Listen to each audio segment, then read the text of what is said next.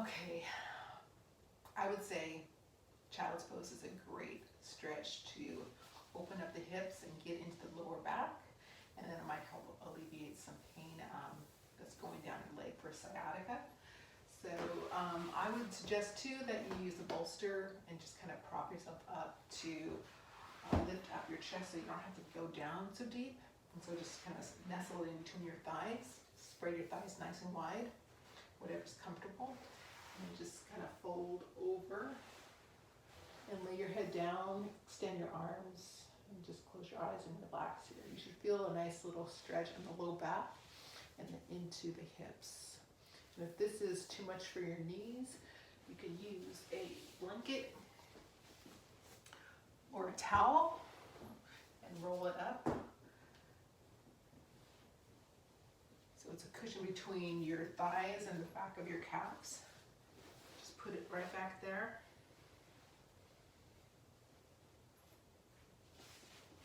Again, have your big toes touching, knees nice and wide, and just, again, lay down.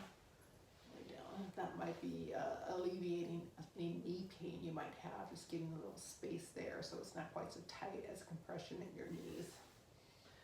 So child's pose, Balasana, is just a nice way to relax and get into that lower back. Feels great. Okay, and the other stretch I would suggest would be a figure 4 stretch. It's a nice little hip opener. So you lie on your back, move your props out of the way, lie on your back, have both legs bent, and then just pick up one leg, put the foot on top of the opposite knee, and then you're creating kind of a figure 4 shape with your legs. I'm kind of going at an angle here so you can see what I'm doing. Figure 4. And this might be just enough, or you can lift your opposite knee towards your chest, and you should feel more of a stretch in your outer hip of the lifted leg. And it might be hard just to hold this up, so feel free to weave the hand through the diamond shape and just interlace your hands behind the thigh. And then you can just hold the leg here, relax your shoulders, relax your jaw, and then keep the lifted foot flexed. So that's kind of aligning your knee and your ankle up and protecting your knee as well. And here you don't have to be stationary, you can move, kind of do some hip circles. Maybe going one way and then the other way. And then definitely if you're working on one side, you always want to work on the opposite side, whether you are tight on one side versus the other. You definitely want to be symmetrical, so do both sides. And you might find that one side is tighter than the other. So just notice what's happening. Do the same thing. And that lifted leg that you're holding here, you can extend it or flex it. Just notice what's happening too with your head. Are you jutting your chin up or are you relaxing it down? So you want to keep the length in the back of your neck kind of heading towards the ground instead of arching up. Okay.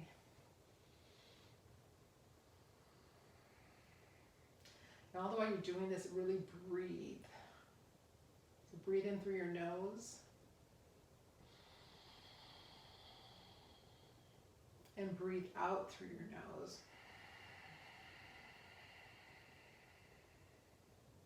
Okay, that's figure 4 on the right side and the left side.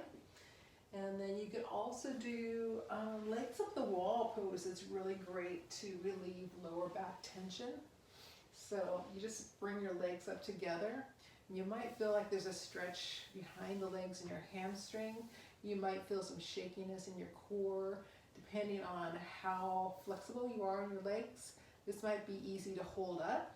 So if you're okay here, you can point and flex through the feet, maybe do circles with your ankles. This really feels nice.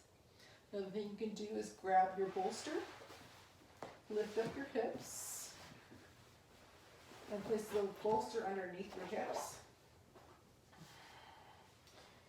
And here you can just maybe relax your legs, windshield wiper them side to side. And then whenever you're ready, you can stop that and lift your legs back up, and you might have to nestle your hips down until it kind of feels like it's being centered on top of the bolster, and then lift your legs up. So this is legs up the wall. And this, if it's hard to hold your legs, having your ankles directly above your hips and relaxed here, feel free to scoot your hips up next to the wall. So you want to kind of nestle your hips right up next to the wall, and then lift your legs up and kind of swivel around. And so now you're being supported by the wall. This is still legs up the wall. And here too, you can use that bolster underneath your hips by lifting your hips up. Relax them down. Relax your hands on top of your chest. And just hang out here for a while.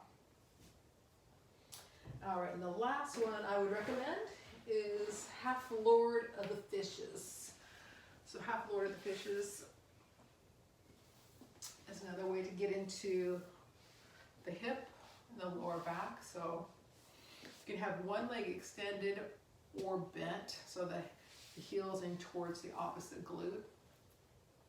And then just cross the free leg up over the thigh of the opposite leg. So the foot's on the floor completely. And if you can't do that, maybe you could bring a prop over and set it up on a prop. And then make sure both sit bones are evenly touching the floor. And then maybe interlace your hands over that knee and just hug it in a little bit. And then shoulder circles over the hips, kind of feels good. You should feel a nice little opening in the right hip joint. Okay. And if you want a little more, you're going to take the opposite hand and hook the elbow over the outside of that thigh. And you're going to use that as leverage to pull in the thigh in towards your chest. And then maybe you could extend the hand, bring the opposite hand behind you as a kind of a way to lift up, pressing down, lifting up. We'll give you a different angle.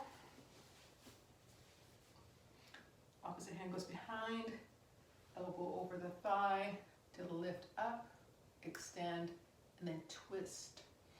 Twisting here, you're feeling a nice little release in your quadratus laborium right back here, kind of that love handle on your waist, and then look back. Draw your right shoulder back, draw your belly up and in, and relax into this and twist. And do the opposite on the other side. Okay, opposite leg in. And again, feel free to extend that leg if you want. It doesn't have to be bent in. Extend it and then circles. Twisting, hooking the elbow over the thigh, using it as leverage, hold it in.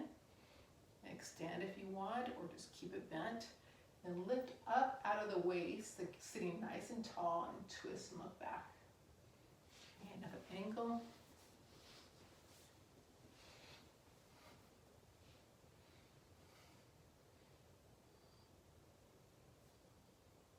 This feels really good.